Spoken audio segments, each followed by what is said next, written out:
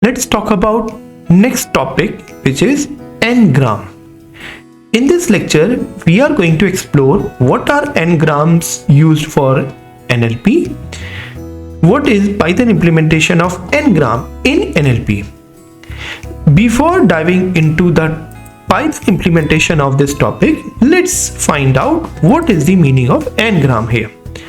In this diagram, you can see we can break our text down into n-grams to check our pre-processing, explore the content of our data, or create new feature for machine learning, OpenAI, ChatGPT, or any other llama algorithm. An n-gram is simply a sequence of neighboring n words where n can be any number. N-gram are contiguous sequence of n item, typically words in the context of NLP. These items can be characters, words, or even syllables, depending on the granularity desired. The value n determines the order of n-grams. Let's see n is equal to 1. So this is unigram. N is equal to 1. Single word, for example, cat on dog. By grams, 2 grams, pairs of consecutive words, for example, natural language, deep learning. This is a sentence. Trigram, 3 grams, triplet of consecutive words, for example, machine learning models, deep science approach. This is a sentence, and so on.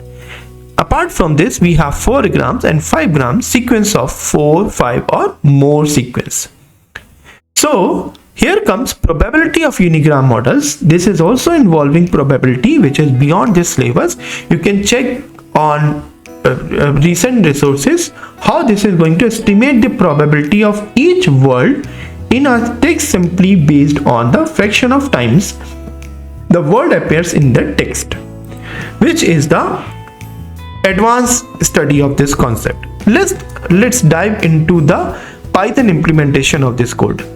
For this, I'm going to import NLTK library. For this NLTK, I'm going to import pandas as PD as the alias name. I'm going to import matplotlib.pyplot as PLT. These 3 libraries. Okay, so I'm going to make it as code. Now run this code. You can see these 3 libraries are being imported here. Let's write the next code. For this, I'm going to import, or the next word is creating tokens. So these are several tokens which I have already prepared. So you can see these tokens are so many in numbers, and I'll share. You will find these documents in the description box or in my GitHub accounts. Okay, let's print these tokens. These tokens we are having for this particular concept.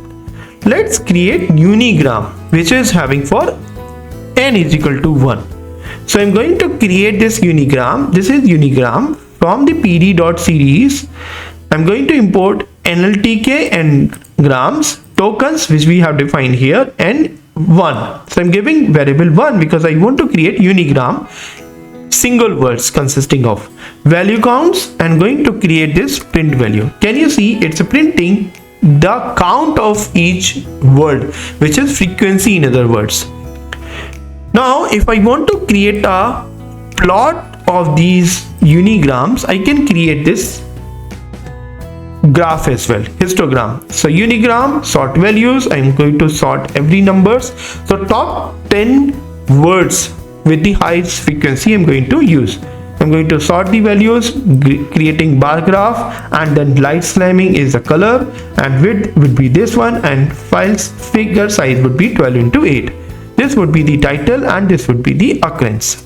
Let's see what's the output here. Can you see 2 is occurring so many times of, in, the, and, learning, that, is, more, form. So these are most occurring words in my text. So I can see the frequency of each word using the same graph. Let's create bigram here.